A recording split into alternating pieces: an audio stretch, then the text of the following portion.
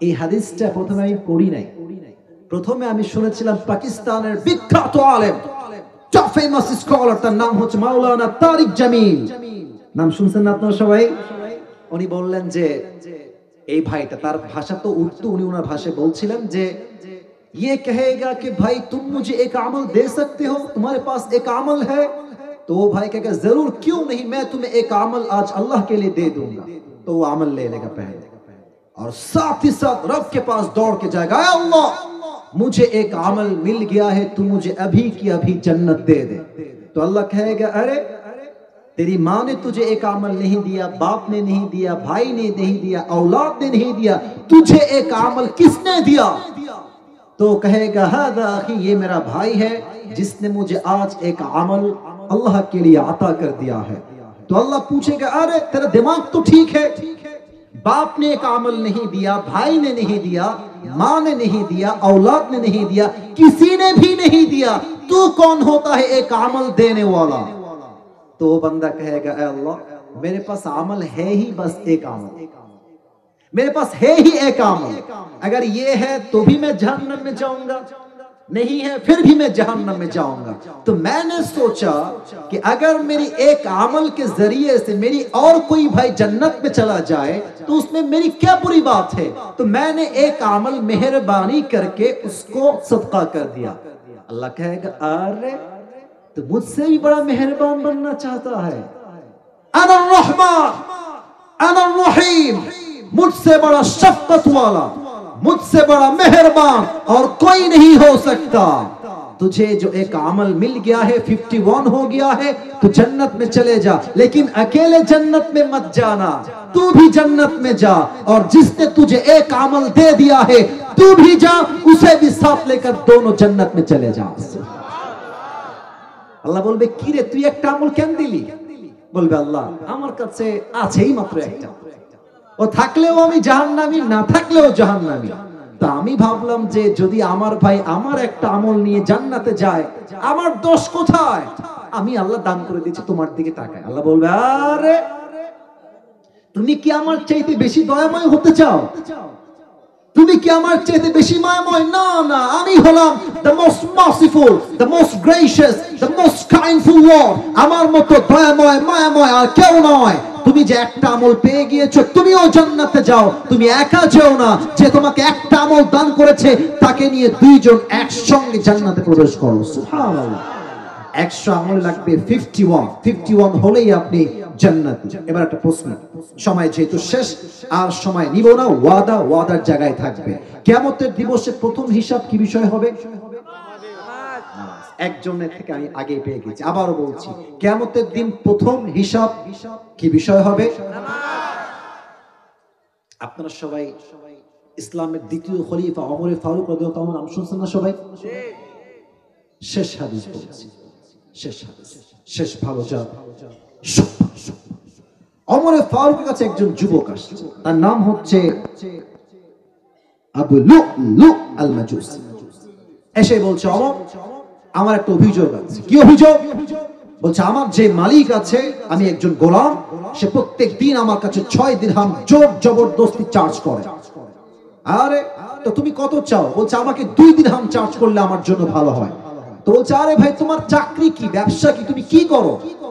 তো বলছে আমি মূলত চাকু বানাই, খঞ্জর।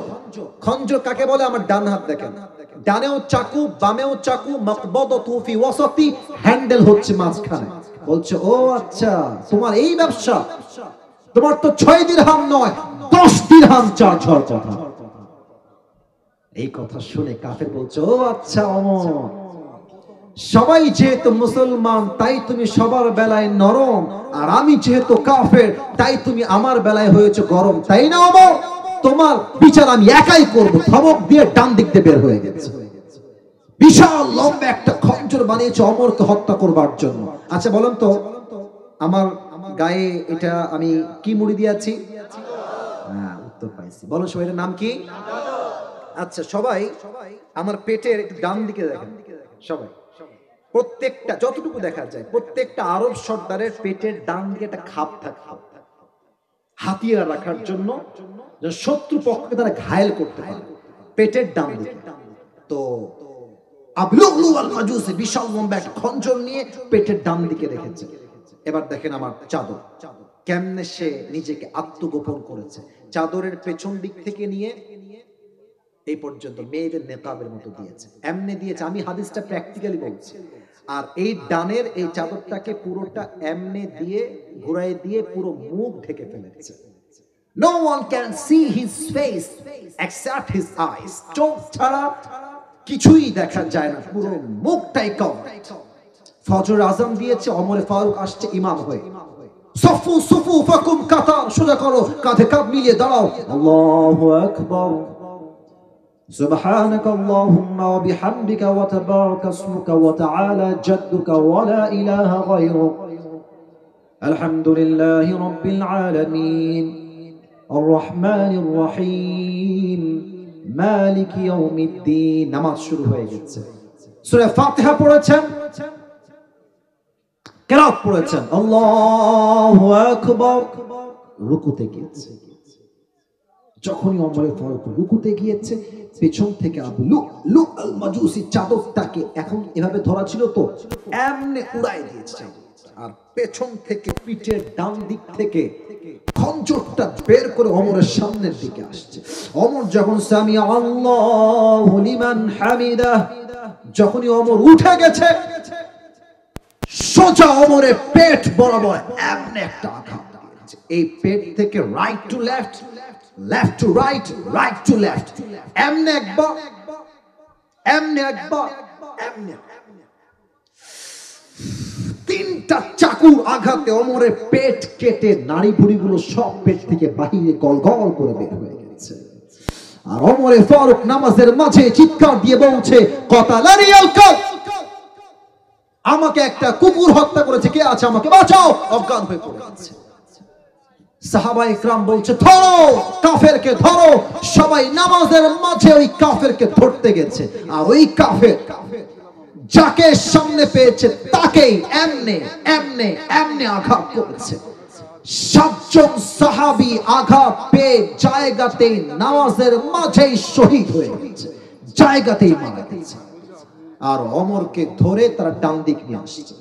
মদিনা সব ডাক্তাররা দৌড় দিয়ে আসছে, ওমরকে বাঁচাও, ওমর হয়তো আর বাঁচবে না।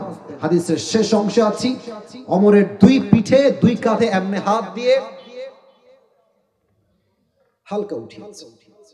এটা হচ্ছে পানির বোতল, দুই ঠোঁট এমনে হা করে মুখে পানি দিয়েছে। পানি যখন মুখ দিয়ে গেছে, গলা দিয়ে নেমে, বুক দিয়ে নেমে, পেট এতটা কেটে গেছে, গলা দিয়ে বুক দিয়ে নেমে সবগুলো পানি পেট কেটে বাইরে বের হয়ে গেছে, গলগল গলগল করে বাইরে বের হয়ে গেছে।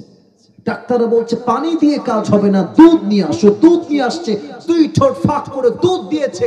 দুধটা গলা দিয়ে নেমে, বুক দিয়ে নেমে, পুরো পেট কেটে সবগুলো দুধ রাস্তায় গলগল করে বের হয়ে গেছে। সাহাবীরা দেখে বুঝে গেছে ওমর হয়তো আর বাঁচবে।